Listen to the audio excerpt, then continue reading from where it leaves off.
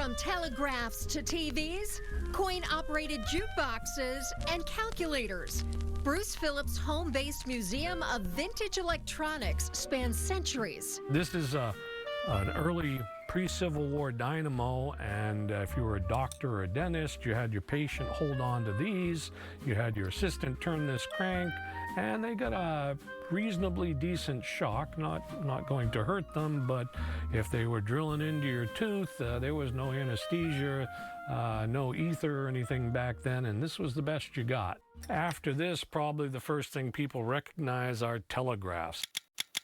I like this period here. I collect these in particular.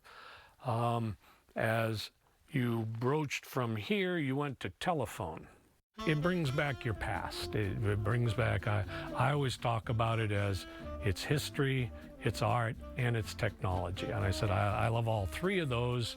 And so you'll look at something and go, that's cool. And it's the cool factor of it for some people. For other people, it's the technology factor. How many tubes did it have? What's that circuit look like? And other people, it's specifically art. It's just, how does that look? Was there a famous designer involved with it?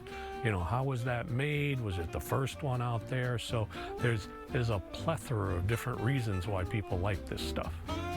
Ever wonder what thousands of pieces of memorabilia spanning hundreds of years looks like? It's actually not as cluttered or crazy as you would think. That's because Bruce is a careful curator, making sure each piece of history has the right spot in his home.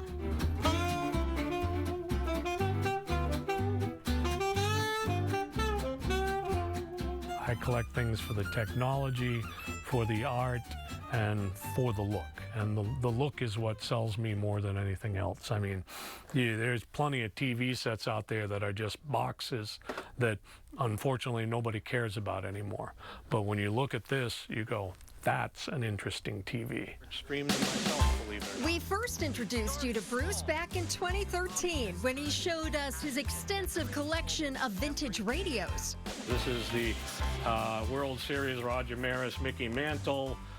You had literally the bat that did your tuning for you up here, and you actually had the baseball diamond as the knob down here. More than just Bruce's hairstyle has changed in the past 6 years. My wife would tell you there's 3,000 pieces here, so I'll just take her word on it.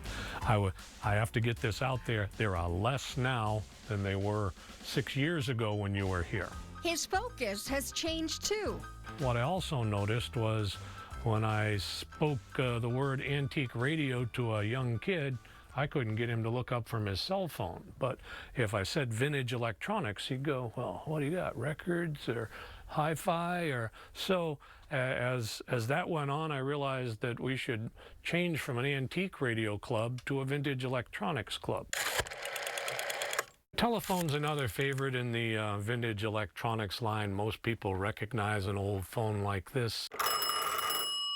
The change that happened in the telephone was the tube finally came along, and this was your first tube. This is a DeForest Audion, about 1908, and this was the first time anybody had ever amplified voltage.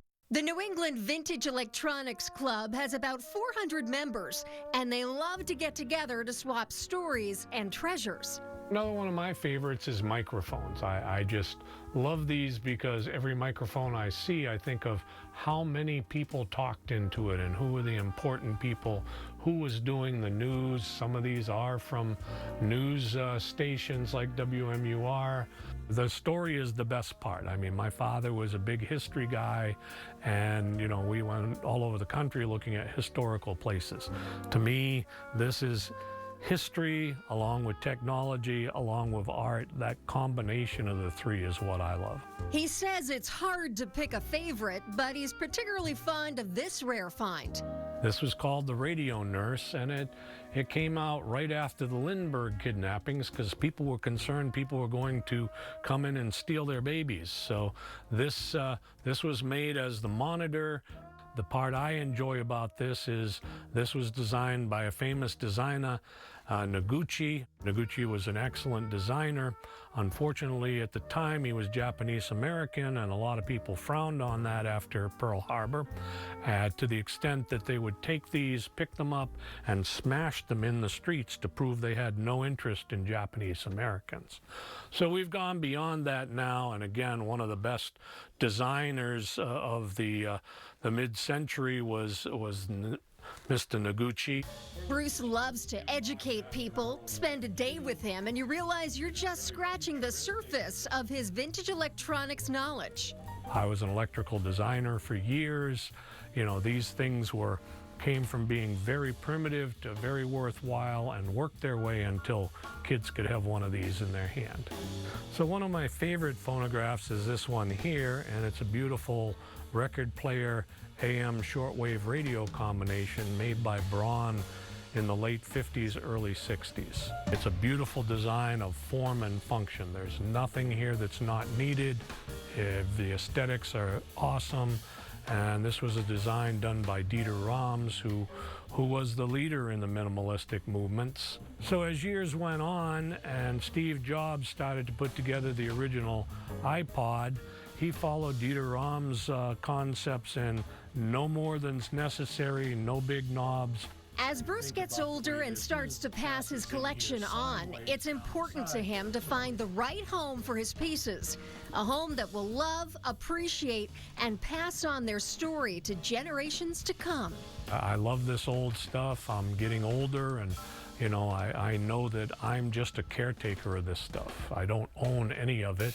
Someone else will own all of this at some point in time, and I try to just take care of it well and keep it in good shape so that the next person can enjoy it. Because you're mine.